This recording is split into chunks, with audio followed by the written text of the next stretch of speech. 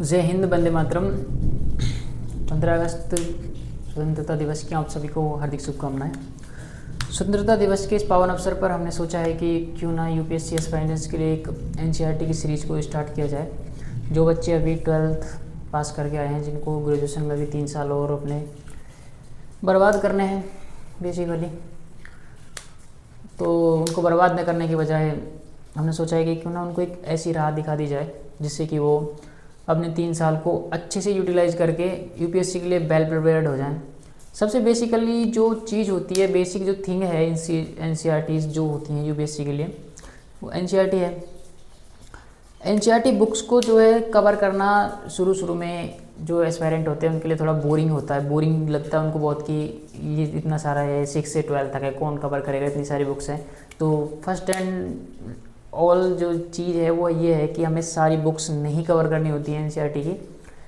कुछ limited books हैं जो ही हमें कवर करने होते हैं, उनमें से भी कुछ लिमिटेड चैप्टर्स हैं जो हमें कवर करने होते हैं।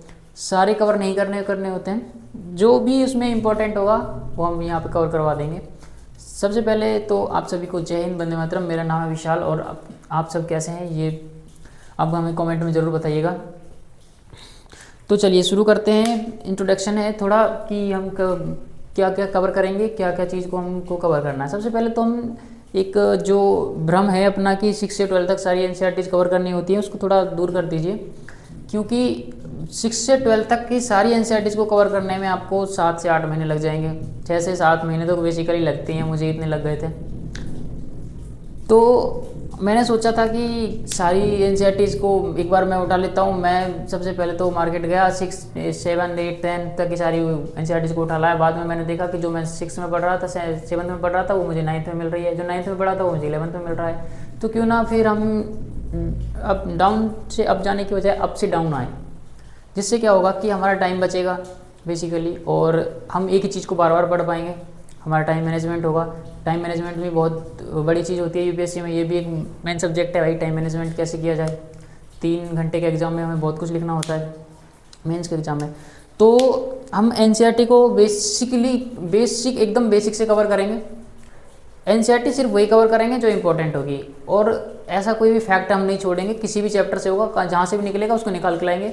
चाहे वो एक चैप्टर हमें पूरा ना कवर करना हो, केवल उसका एक फैक्ट ही हमें कवर करना हो, पर उसको हम निकाल के लाएंगे। ये मैं थोड़ी मेहनत आपके लिए हमेशा करता रहूँगा। तो जो आज हम शुरू करने वाले वो है एनसीईआरटी। एनसीईआरटी को हम कहाँ से पढ़ेंगे ये देख लेते हैं। पहले हम एनसीईआरटी ज्योग्राफी को पढ़ेंगे, उसके बाद हम एनसीईआरटी पॉलिटी को पढ़ेंगे, उसके बाद हिस्ट्री को कवर करेंगे। हिस्ट्री में हम इंपॉर्टेंट को कवर करेंगे, पॉलिटी में इंपॉर्टेंट को, ज्योग्राफी में भी बहुत इंपॉर्टेंट चीज़ों को कवर करेंगे। उसके बाद हम सोशियोलॉजी को कवर करेंगे, सोशियोलॉजी। इसके बाद हम करेंगे इकोनॉमिक्स, और इसके बाद हम करेंगे मिसलेनियस, जो हमें इनके अलावा पढ़ने होते हैं। पब्लिक एडमिनिस्ट्रेशन है वो, उसमें से हम कुछ इंपॉर्टेंट ही पढ़ेंगे, सारा नहीं पढ़ेंगे। पब्लिक एड को उसको हम अलग से कवर करेंगे जब हम उसको एज ए सब्जेक्ट पढ़ेंगे तब कवर करेंगे। अभी हम फिलहाल बेसिक्स पढ़ेंगे, एकदम बेसिक से कैसे करते हैं वो पढ़ेंगे। तो आज की जो हमारी क्लास है वो है ज्योग्राफी की क्लास नंबर 1, और जो ये हम जो चैप्टर पढ़ने वाले हैं वो हम एनसीईआरटी क्लास 6 का पढ़ने वाले हैं। और ये हमारी ओल्ड एनसीईआरटी है। अभी एनसीईआरटी जो है चेंज कर दी है सरकार ने। सरकार का मूड है वो कुछ भी चेंज कर देती है, पता नहीं किसका नाम कब चेंज कर दे। आपको बचा के रखना। अभी केरल का नाम केरलम करने के लिए जो है मानसून सेशन में जो बिल पास हो चुका है, केरल का नाम केरलम कर दिया जाएगा। तो हम पढ़ेंगे ओल्ड एनसीईआरटी को, क्योंकि जो न्यू एनसीईआरटी है उसमें भसड़ मचा दी है इन लोगों ने। सारे सब्जेक्ट को एक ही एनसीईआरटी में सोशल साइंस में कवर करके रख दिया इन्होंने, जैसे पहले बुक्स में करते थे। पहले डिवाइड करके रखा था, पॉलिटी की अलग थी, हिस्ट्री की अलग थी, ज्योग्राफी की अलग थी। तो अब इन्होंने सारा उसमें जो है ऐड कर दिया इसमें, और 2-3 चैप्टर एक्स्ट्रा भी ऐड किए गए हैं। जो भारत की जो एंशियंट जो हमारी परंपराएं हैं उनको बारे में बताया गया है। एंशियंट जो हमारे धर्म है, जैसे बौद्ध धर्म और जैन धर्म, हमारे प्राचीन ग्रंथ हैं, उनके बारे में स्पेशली अब कुछ बताने लग गए हैं, उसको भी हम देख लेंगे। तो सबसे पहले जो हम जो एनसीईआरटी की सीरीज जो हम स्टार्ट करने वाले हैं वो हम करने वाले हैं ज्योग्राफी से। और ज्योग्राफी का भी हमारा चैप्टर नंबर 1 है, क्लास 6 की ज्योग्राफी नंबर 1। तो चलिए हम शुरू करते हैं। इसमें सबसे पहले हमें बताया गया है सौरमंडल। सौरमंडल क्या है, तो मैं आपको बता दूं कि सौरमंडल क्या है। उससे पहले आप देखिए कि ब्रह्मांड क्या है।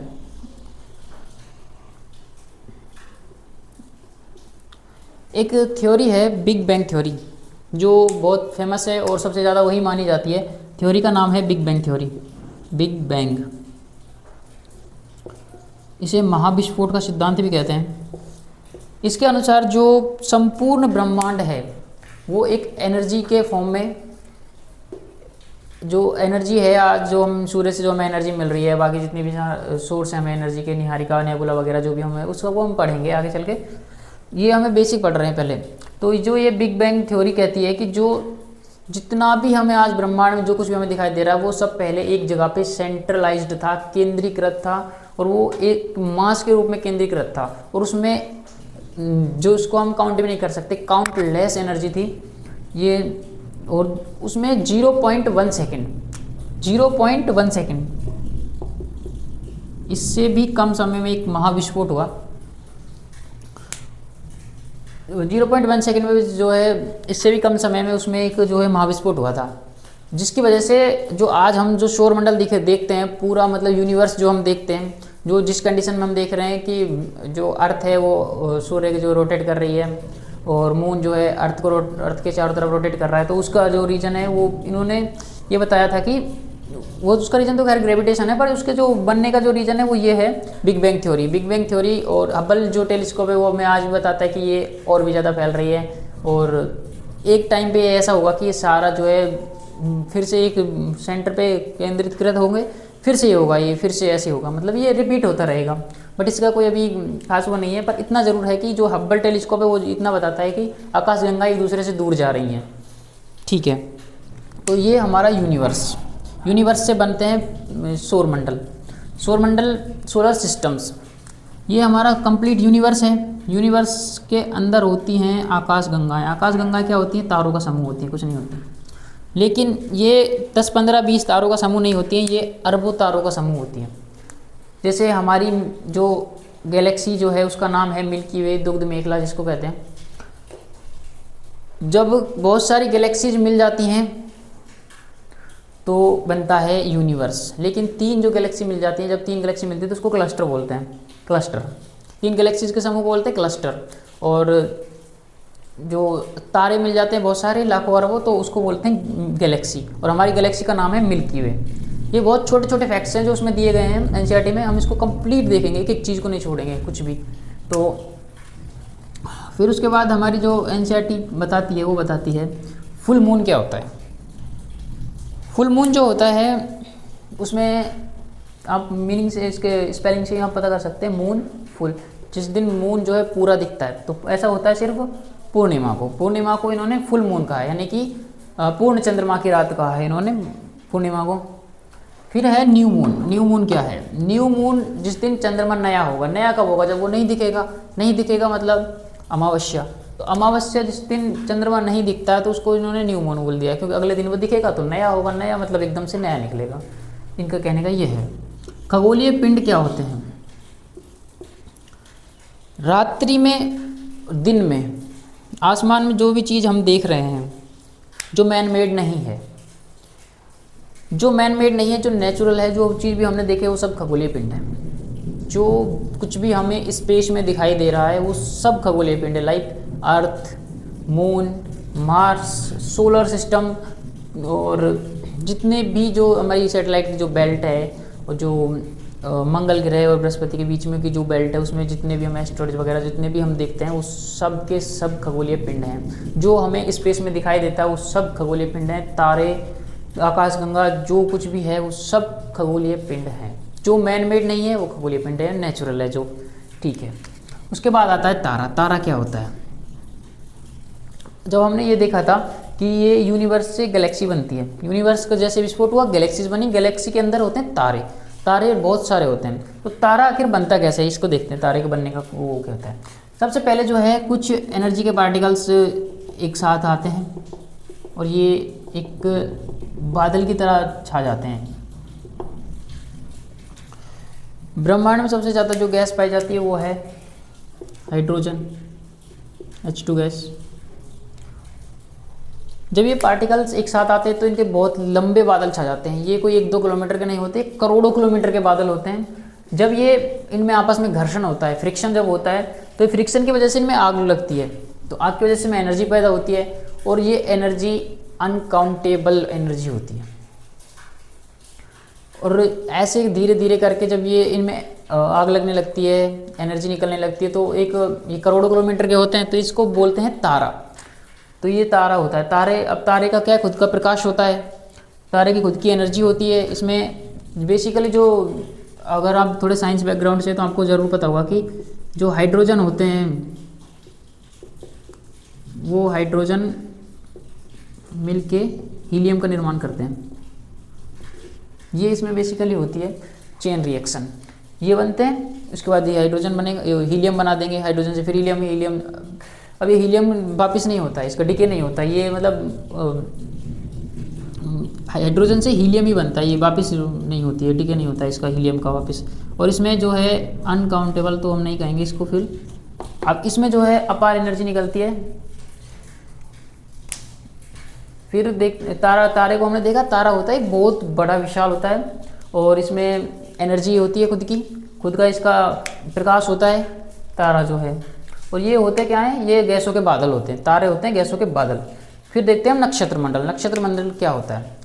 6, 7, 8, 10, 15, 20 जो तारे के समूह जो होते हैं, जो एक फिक्स स्ट्रक्चर बनाएंगे, लाइक ऐसे। ये वाला समूह आपने ज़रूर देखा होगा, ये वाले तारे का समूह आपने ज़रूर देखा होगा। इसको बोलते हैं सप्तऋषि तारामंडल, क्योंकि इसमें 7 तारे होते हैं, इसको बोलते हैं सप्तऋषि तारामंडल। अर्सा मेजर जो है एक सप्तऋषि तारामंडल का एक भाग है, अर्सा मेजर। नक्षत्र मंडल होते हैं तारों के समूह, ठीक है। तो हमने देखा फुल मून, न्यू मून, खगोलीय पिंड, तारा और नक्षत्र मंडल क्या क्या होते हैं। ये इसमें बहुत शॉर्ट में दिया हुआ है, पर ये शॉर्ट हम इसको और भी शॉर्ट में पढ़ेंगे, थोड़ा डिटेल में हम इसको जा रहे हैं कि यूनिवर्स को कैसे बनाया और मिल्की वे वगैरह, अपना क्लस्टर क्या होता है, सोलर सिस्टम क्या होता है, इसको देखते हैं। उसके बाद आते हैं अपन सोलर सिस्टम पे। सोलर सिस्टम क्या होता है? सन के अराउंड जितने भी खगोलीय पिंड घूम रहे हैं, पॉइंट टू बी नोटेड, सन के अराउंड जितने भी खगोलीय पिंड जो हमारे घूम रहे हैं वो सौर मंडल है। सौर मंडल का सीधा सा मतलब है फैमिली ऑफ सन। अब मैंने सोल क्यों कहा? क्योंकि जो रोमन इंस्क्रिप्शंस हैं उनमें कई बार जो है सूर्य को जो है शोल कहते थे, सोल देवता, सूर्य देवता बोलते थे उसको, शोल। देखो यहाँ पे लिखा भी हुआ है सोल, ये रोमन पौराणिक कथाओं में बोला जाता था शोल। तो सौर मंडल बोलते हैं जो भी सन के अराउंड जितने भी खगोलीय पिंड घूम रहे हैं वो सब सौर मंडल के हिस्सा हैं। तो सौर मंडल में बेसिकली हमको पढ़ना क्या क्या होता है। सौर मंडल में आते हैं अपने सबसे पहले तो 8 ग्रह और धूमकेतु, जितने भी धूमकेतु हैं। धूमकेतु क्या होते हैं ये भी हम देखेंगे। फिर आते हैं अपने उल्कापिंड क्या होते हैं ये भी हम देखेंगे। ये सब होते हैं इसमें, और जितने भी पुच्छल तारा वगैरह जिनके पूंछ में आग लगी होती है वो भी इसी में आते हैं, सौरमंडल के हिस्से होते हैं, ठीक है। अब सूर्य क्या है? तो सूर्य भी एक तारा है। सूर्य क्या है? तारा। तो तारा है तो खुद की एनर्जी होगी, एनर्जी जो है काफ़ी मात्रा में निकलती है सूर्य। और अपनी जो पृथ्वी है सूर्य से लगभग 15 करोड़ किलोमीटर दूर है। सूर्य से जो अपनी पृथ्वी है वो लगभग 15 करोड़ किलोमीटर दूर है, ये ध्यान रखने की बात है। इसमें सिर्फ इतना ही दिया है, ज़्यादा इसमें कुछ है नहीं। फिर आते हैं अपने ग्रह। ग्रह क्या होते हैं? ग्रह एक ऐसा खगोलीय पिंड होता है जो एक निश्चित तारे के निश्चित परिक्रमा करता है, निश्चित कक्षा में निश्चित परिक्रमा करता है। ग्रह की एक परफेक्ट परिभाषा बता रहा हूँ। ग्रह जो होता है वो एक निश्चित तारे की निश्चित कक्षा में एक निश्चित परिक्रमा करेगा, फिक्स होगा उसका जो है सोलर सिस्टम, उसका फिक्स होगा। एक स्टार होगा उसका जो फिक्स होगा, उसकी जो है क्लास है वो भी फिक्स होगी, रोटेशन फिक्स होगा, और वो होगा ग्रह।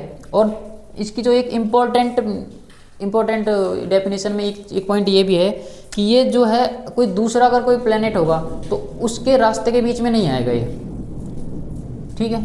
तो इसको बोलेंगे ग्रह।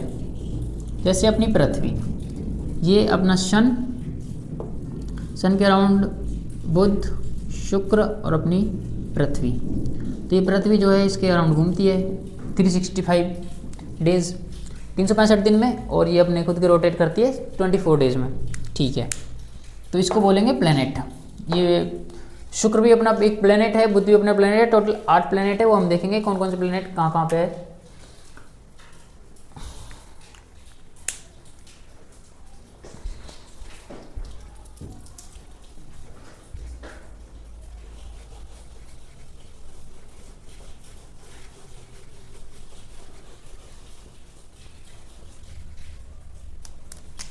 आइए देखते हैं। ये अपना सन है। सबसे पहले जो ग्रह आता है वो है बुध, मरकरी। उसके बाद आता है वीनस, उसके बाद आता है अर्थ, उसके बाद आता है मार्स। M means Mars. ये मरकरी है, ये मार्स है। उसके बाद आती है एस्टेरॉयड बेल्ट, एस्टेरॉयड बेल्ट। उसके बाद आता है जुपिटर, फिर आता है सैटर्न, यूरेनस एंड नेपच्यून। अब आपको इसको हिंदी में बता देता हूँ। सूर्य के जो सबसे पास में ग्रह है वो है बुध। बुध के बाद आता है शुक्र, फिर आता है अपनी पृथ्वी, मंगल, बृहस्पति, शनि, अरुण एंड वरुण। ये है इसकी दूरी के हिसाब से। अब इनमें सबसे बड़ा जो ग्रह है वो जुपिटर है, सबसे बड़ा ग्रह है। बृहस्पति जो है सबसे बड़ा ग्रह है आकार के हिसाब से, साइज के हिसाब से जो देखते हैं, तो इसमें अपना जो ये है सबसे बड़ा है। उसके बाद शनि है, यूरेनस है, नेपच्यून है, फिर अर्थ है, फिर वीनस है, फिर मार्स है, फिर मरकरी है। सबसे छोटा ग्रह है मरकरी, सबसे बड़ा है जुपिटर। अपना जो अर्थ है उसको देखिए, ये अपनी पोजीशन देखिए इसी अर्थ की क्या है। ये 3rd रैंक पे है डिस्टेंस के हिसाब से, दूरी के हिसाब से, सूर्य से दूरी के हिसाब से ये 3रे नंबर पे आता है। और आकार के हिसाब से ये 1st है, ये 2nd है, ये 3rd है, ये 4 है, ये अपना आता है 5th नंबर पे। और उसके बाद आता है 6th नंबर पे शुक्र ग्रह। ये अपने जो है पृथ्वी की अपने पोजीशन को देख लिया कि भाई किस पोजीशन पे एग्जिस्ट कर रही है, ठीक है। अब हम देखते हैं कि ग्रह जो हैं 2 प्रकार के होते हैं। ग्रह 2 प्रकार के कौन से होते हैं? एक तो होते हैं बाह्य ग्रह, बाह्य ग्रह, एक होते हैं आंतरिक ग्रह। आंतरिक ग्रह कौन से हैं और बाह्य ग्रह इनमें से कौन से हैं ये देखिए। इन ग्रहों को 2 भागों में बांट दिए, 2 पार्ट में डिवाइड कर दिए इनको। तो जो अपनी एस्टेरॉयड बेल्ट और सन, एस्टेरॉयड बेल्ट और सन के बीच में जितने भी ग्रह हैं, इनकी एक खासियत है कि ये सारे के सारे ग्रह जो हैं ये सॉलिड है, सॉलिड फॉर्म में हम इनके ऊपर जो है लैंड कर सकते हैं। मरकरी, वीनस, अर्थ और मार्स, ये चारों के चारों ग्रह जो हैं सॉलिड फॉर्म में हैं। और जो एस्टेरॉयड बेल्ट के बाहर जो ग्रह हैं, जुपिटर, सैटर्न, यूरेनस, नेपच्यून, ये चारों ग्रह जो हैं ये गैसीय अवस्था में हैं, गैसियस फॉर्म में हैं। तो इनके ऊपर लैंड करना जो है इम्पॉसिबल है, इम्पॉसिबल नहीं है। तो ये हमारे आंतरिक ग्रह हैं। आंतरिक ग्रह जो हैं सन और एस्टेरॉयड बेल्ट के बीच के हैं। और एस्टेरॉयड बेल्ट के बाहर के जो हैं वो इंटरनल व एक्सटर्नल प्लेनेट है। अच्छा, एक वर्ड और आप याद रखिएगा, प्लेनेटाई। प्लेनेटाई ये एक ग्रीक लैंग्वेज का वर्ड है। जो हमारा प्लेनेट वर्ड है जिसको हम ग्रह कहते हैं, ग्रह, वो इस प्लेनेटाई वर्ड से जो है निकल के आया है। इसका मतलब होता है फालतू में घूमने वाला। फालतू में नहीं होता, मतलब घूमने वाला होता है। फालतू तो मैंने ऐसे ही बोल दिया। तो ये हमारा जो है ये डिवाइडेशन है इनका कि ये हमारे 4 ग्रह आंतरिक ग्रह हैं, ये बाह्य ग्रह हैं। ये कौन कौन से होते हैं ये आपने समझ लिया अच्छे से, आराम से वीडियो को ध्यान से देखना थोड़ा। उसके बाद हम देखते हैं कि जो हमारी पृथ्वी की पोजीशन है वो हमने देखी कि 3rd रैंक पे है डिस्टेंस के हिसाब से, और साइज के हिसाब से जो है 5th रैंक पे है। अब हमारी पृथ्वी पे ही जीवन क्यों है? तो इस जो हमारी पृथ्वी पे ही जीवन है ये तो हमें पता है, लेकिन क्यों है? तो आप पहले एक वर्ड को याद रखिए, अद्भुत ग्रह। पृथ्वी को बोलते हैं अद्भुत ग्रह,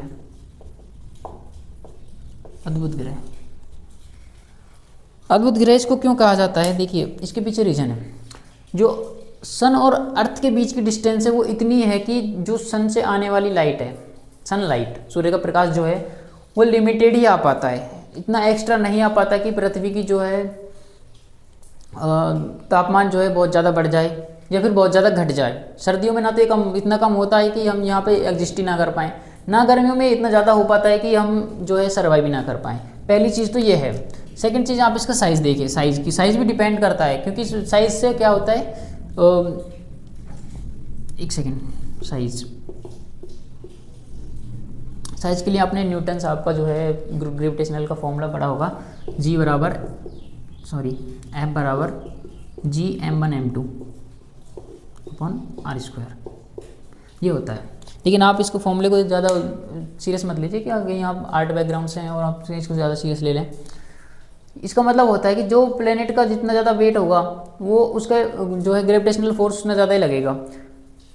तो अगर हमारी ये जो अर्थ है इसका अगर साइज जो है जुपिटर जैसा होता तो ये उल्कापिंड को ज़्यादा, जो ये एस्ट्रॉयड बेल्ट में जितने भी उल्कापिंड घूम रहे हैं ये ज़्यादा उनको जो है अट्रैक्ट करता, जिसकी वजह से हो सकता है कि हम एग्जिस्ट ही ना कर पाते। जैसे कि एक उल्कापिंड गिरा था, उन्होंने पूरे डायनासोर्स को ख़त्म कर दिया, तो शायद ये इसकी साइज थोड़ा बड़ी होती तो ये इसको अट्रैक्ट करके और उल्कापिंड आता कोई और हमारा काम तमाम कर जाता।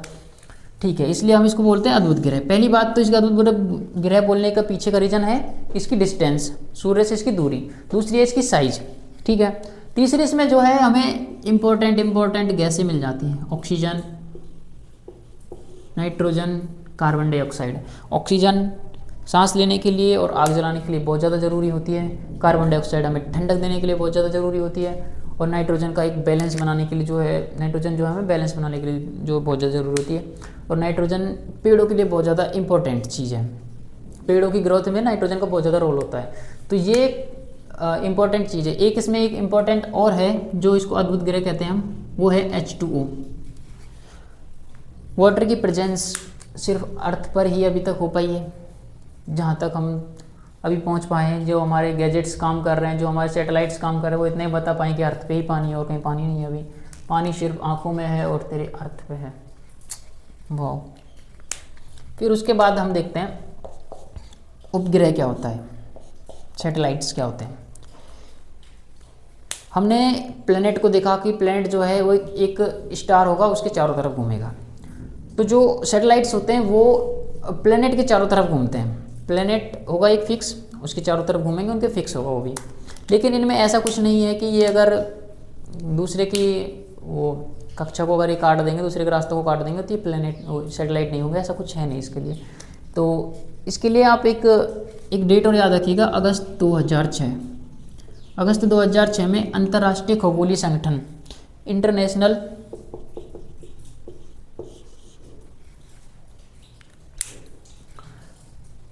अंतर्राष्ट्रीय खगोलीय संगठन, इसने जो है बैठक करी थी और इसने एक ग्रह था अपना पहले, अब तो नहीं रहा वो, ऐसा नहीं है कि वो कहीं छोड़ के चला गया है, बस ये क्या उसको हम ग्रह की परिभाषा में जो है शामिल नहीं करते। क्यों नहीं करते? क्योंकि ये जो है बार बार दूसरे प्लैनेट्स की जो है कक्षा को काट रहा था। तो अगस्त 2006 में अंतर्राष्ट्रीय खगोलीय संगठन की एक बैठक हुई और उसमें बताया गया कि हम अब प्लैनेट उनको कहेंगे तो एक दूसरे की कक्षा को नहीं काटेंगे। दूसरे को रास्ता काटोगे तो आप प्लैनेट नहीं रहोगे। ठीक है, ये जीवन में भी रखनी है अपने, दूसरों का रास्ता नहीं काटना चाहिए, ना आप किसी काम के नहीं रहोगे। ठीक है, तो इसमें सिर्फ प्लूटो को नहीं हटाया था, इसमें एक सीरस भी थे, सीरस इसको भी हटा दिया था। तो अब अपन देखते हैं उपग्रह। तो ये जो है एक सैटेलाइट के चारों तरफ घूमेगा उपग्रह जो होता है। सिर्फ इसमें इतना याद रखना है कि सिर्फ उपग्रह जो एक सैटेलाइट वो प्लेनेट के चारों तरफ घूमेगा सैटेलाइट जो है। भारत ने भी कुछ उपग्रह छोड़ रखे हैं, हाँ, इनसैट, एजुसैट, ये कुछ भारत के हैं। आर्यभट्ट जो भारत का है, ये सबसे पहले छोड़ा गया था आर्यभट्ट। अब आर्यभट्ट ही सबसे पहले क्यों छोड़ा गया था उसका रीज़न देखिए, थोड़ा टिपिकली आप सोचिए। आर्यभट्ट साहब थे हमारे, तो उन्होंने सबसे पहले कहा था कि जो भी प्लेनेट है और जो सैटेलाइट है, सैटेलाइट मतलब नेचुरल सैटेलाइट, आर्यभट्ट साहब ने सबसे पहले बता दिया था कि जो भी प्लेनेट है और सैटेलाइट्स हैं वो सूर्य के परावर्तित प्रकाश के कारण चमकते हैं। ये सबसे पहले हमारे आर्यभट्ट साहब ने बताया था, इसलिए हम जो है इनको सबसे पहले आर्यभट्ट के जी के नाम से जो है हमने पहला वो उपग्रह हमने छोड़ा था, मैन मेड, जिसको हम आर्यभट्ट जी के नाम से हमने उसको छोड़ा था। फिर हम देखते हैं चंद्रमा। चंद्रमा को हम स्पेशली क्यों पढ़ रहे हैं? क्योंकि अपनी अर्थ को हमने पढ़ा, अर्थ अद्भुत ग्रह है, क्यों है ये हमने देखा। पहली चीज़ डिस्टेंस, फिर इसका साइज़, गैसें, यहाँ पर पानी, पेड़ पौधे जितने भी जो है विकसित हो पाए हैं उनके वजह से जो अर्थ अपना जो है एक अद्भुत ग्रह है। ठीक है, अब हम देखते हैं चंद्रमा। चंद्रमा जो है पृथ्वी का एकमात्र पृथ्वी का जो है एकमात्र प्राकृतिक उपग्रह है, मतलब नेचुरल सैटेलाइट है। ठीक है, अब ये पृथ्वी से कितना बड़ा है? ये पृथ्वी का जितना व्यास है, अपनी ये पृथ्वी, इसका व्यास, इस व्यास का 1/4, ये इतना बड़ा है। ठीक है, सिर्फ इतना सा है। ये पृथ्वी के सबसे नज़दीक खगोलीय पिंड है।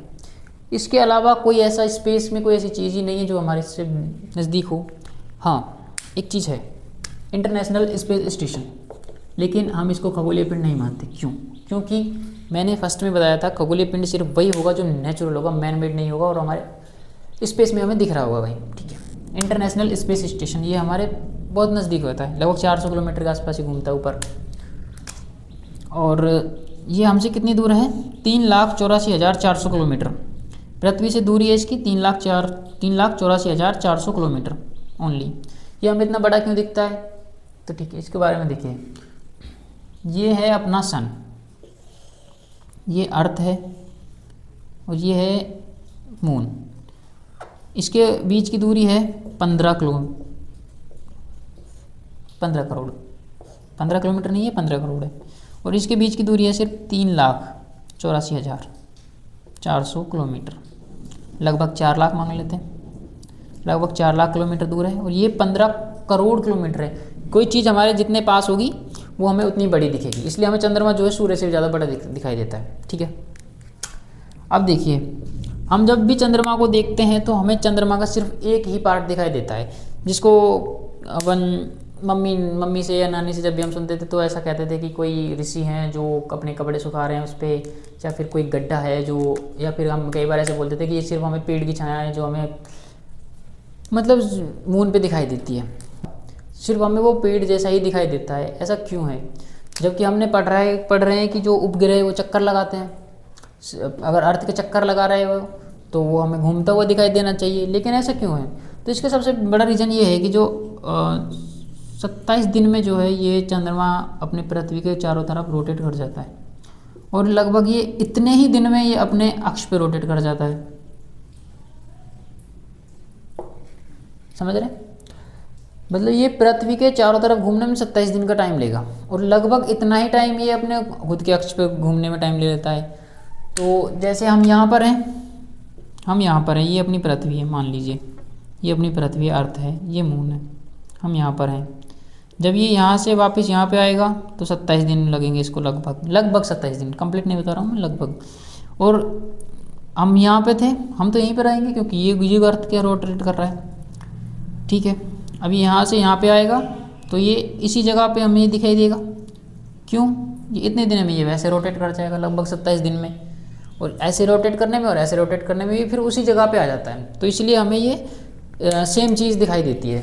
ठीक है, अब हम एक मिशन देखते हैं, अपोलो 11, जिसके बारे में बहुत सारी चीज़ें ये भी बताई जाती हैं कि ये जो अमेरिका का एक फेक मिशन था, ऐसा कुछ नहीं हुआ था। तो इसमें 3 जो है इम्पोर्टेंट व्यक्ति थे, जिनमें सबसे इम्पोर्टेंट है नील आर्मस्ट्रॉन्ग साहब जो थे वो 20 जुलाई 1969 को 1969 को जो है मून पर जो है एक सेफली लैंडिंग करते हैं और अपना फर्स्ट स्टेप जो है मून के ऊपर रखते हैं, और वहाँ पर अमेरिका का झंडा भी गाड़ते हैं। उसकी वीडियो भी वायरल होती है, और उसकी वीडियो की वजह से जो है मतलब थोड़ा ऐसा शक पैदा होता है कि वहाँ पे एटमॉस्फेयर तो है नहीं, इतनी ग्रेविटी भी नहीं है, तो उन वो जो जंप करते हैं वो थोड़ा कम करते हैं, जबकि जो है 1/6 ग्रेविटी है वो। हमें यहाँ पे जितना फोर्स लगता है, अपन जैसे यहाँ पे अगर 2 फीट अगर ऊपर चल रहे हैं तो वहाँ से 6 गुना अपन ज़्यादा उछल सकते हैं। 1/6 जो है उसकी ग्रेविटी है, वो कम खींचती है हमें, वो ज़्यादा उछल सकते हैं। वहाँ पे एटमॉस्फेयर ही नहीं है, वहाँ पे हवाई एग्जिस्ट नहीं करती, ग्रेविटेशन ही नहीं है, तो धूल के कण वगैरह वायु को पकड़ के रखने की शक्ति उसमें है नहीं। तो ये अपोलो 11 मिशन था जो 20 जुलाई 1969 को जो है सफल उन्होंने लैंडिंग की थी उनके हिसाब से। ठीक है, ये हमारा जो है क्लास 6 एनसीईआरटी का चैप्टर नंबर 1 था, जिसमें हमने देखा है जितने भी जो सौरमंडल में जो अपनी पृथ्वी है उसके सौरमंडल के बारे में, यूनिवर्स के बारे में, क्लस्टर वगैरह क्या होते हैं, प्लेनेट को प्लेनेटाई, आर्यभट्ट, और जो है पौराणिक रोमन कथाओं में सूर्य देवता को कहा जाता था, ये सब हमने देखा है। हमने देखा कि हम अर्थ को हम अद्भुत ग्रह क्यों कह रहे हैं, अर्थ की साइज का क्या इफेक्ट पड़ रहा है, अर्थ के डिस्टेंस का क्या इफेक्ट पड़ रहा है, ये सब हमने इसमें देखा। ये इसमें इंपॉर्टेंट चीज़ें कल से जो है हम एक चीज़ और इसमें ऐड कर देंगे लास्ट में कि इसमें हम प्रीवियस ईयर के क्वेश्चंस भी ऐड कर देंगे। जितने प्रीवियस ईयर में प्रीलिम्स में जितने भी क्वेश्चंस आए होंगे उसको ऐड कर देंगे। मेंस का अगर कोई क्वेश्चन होगा तो हम सीरीज जैसे अपनी खत्म होगी, मतलब जैसे 6 क्लास खत्म होगी तो 6 क्लास की सारे जितने भी चैप्टर्स हैं उसमें से अगर कोई इंपॉर्टेंट क्वेश्चन जो मेंस में आया होगा तो हम उसको इसमें जो है अटैच कर देंगे लास्ट में। ठीक है, धन्यवाद। आप अपना ख्याल रखिएगा, ऐसे ही पढ़ते रहिएगा। Best of luck, thank you.